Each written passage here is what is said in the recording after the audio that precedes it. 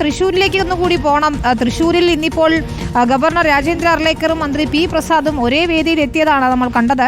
കേരള കാർഷിക സർവകലാശാലയുടെ ബിരുദദാന ചടങ്ങിലായിരുന്നു ഇരുവരും പങ്കെടുത്തത്. ഗവർണർ എത്തുന്നതിന് മുൻപ് ഭരണഘടനയുടെ ആമുഖമുയർത്തി SFI പ്രവർത്തകർ പ്രതിഷേധിക്കുകയും ചെയ്തു. ഒരാളുടെയും ജനാധിപത്യ വിരുദ്ധത അംഗീകരിക്കില്ല എന്നായിരുന്നു ഈ പരിപാടിക്ക് തൊട്ട് മുൻപ് മന്ത്രി പി പ്രസാദിന്റെ പ്രതികരണം. ഒരാളുടെയും ജനാധിപത്യ വിരുദ്ധമായ നടപടികൾ നമുക്ക് അംഗീകരിക്കാൻ പറ്റില്ല. അത് ആര് കാണിച്ചാലും. അതിനകത്ത് ജനാധിപത്യപരമായി തിരഞ്ഞെടുക്കപ്പെട്ട ഇടങ്ങളിൽ ഭരണഘടനാപരമായ സ്ഥാപനങ്ങളിൽ ഇരിക്കുന്നവർക്ക് കൂടുതൽ ഉത്തരവാദിത്വമുണ്ട് ജനാധിപത്യത്തിൻ്റെ രീതിയിൽ തന്നെ മുമ്പോട്ട് പോവുക എന്നുള്ള കാര്യത്തിനകത്ത്. ബാക്കി നമുക്ക് പിന്നെ ജയ്സൺ ശ്യാമോളപ്പനുണ്ട്. ജയ്സൺ, മന്ത്രിയുടെ നിലപാട് കൃത്യം തന്നെയാണ്, പക്ഷേ അവർ ഒരേ വേദിയിൽ ഇരിക്കുന്നത് നമുക്ക് കാണാം. മുഖത്ത് പോലും നോക്കിയില്ലേ?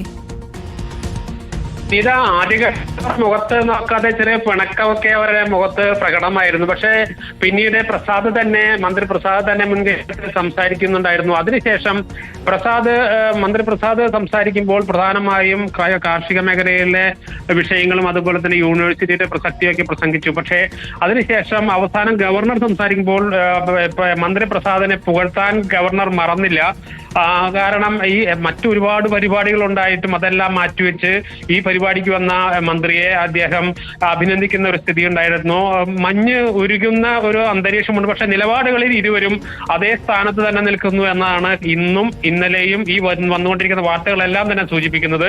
അതുകൊണ്ട് നിലപാടുകൾ അവിടെ തന്നെ നിൽക്കുമ്പോഴും പിണക്കം ഇന്ന് മാറിയിട്ടുണ്ടെന്നാണ് ഇന്ന് നാം ആ ദൃശ്യങ്ങളിൽ അവിടെ നിന്നുള്ള കാഴ്ചകൾ നമുക്ക് മനസ്സിലാക്കി തരുന്നത്. അതേസമയം ഗവർണർ ഇന്ന് വരുന്ന വഴിക്ക് SFIയുടെ ഒരു പ്രതിഷേധ സമരമുണ്ടായിരുന്നു. അവർ ഭരണഘടന ഉയർത്തിപ്പിടിച്ചുകൊണ്ട് ഗവർണറുടെ വാഹനത്തിന് മുന്നിലേക്ക് ആഞ്ഞെടുക്കാൻ ശ്രമിച്ച് പോലീസ് അവരെ തടഞ്ഞ് അവരെ അറസ്റ്റ് ചെയ്ത് കൊണ്ടുപോയി.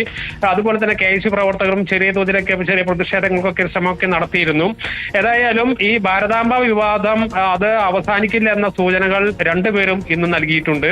അതേസമയം തന്നെ പൊതുവിടങ്ങളിൽ പൊതുവിഷയങ്ങളിൽ ഒന്നിക്കാമെന്നുള്ള ഒരു സന്ദേശമാണ് സത്യത്തിൽ ഇന്ന് കേരള കാർഷിക സർവകലാശാലയുടെ ബിരുദദാന ചടങ്ങ് പൊതുസമൂഹത്തിന് നൽകിയിരിക്കുന്നത്. ശരി, ഏതായാലും മന്ത്രി പ്രസാദും ഗവർണറും ഒരേ വേദി പങ്കിട്ടിരിക്കുകയാണ്. ഇനി നിലപാടുകൾ മാറ്റമില്ല എന്ന് പറയുമ്പോൾ പോലും മഞ്ഞുരുക്കത്തിലേക്ക് കാര്യങ്ങൾ പോകുമെന്ന് തന്നെയാണ് ജയ്സൺ വിലയിരുത്തുകയും ചെയ്യുന്നത്.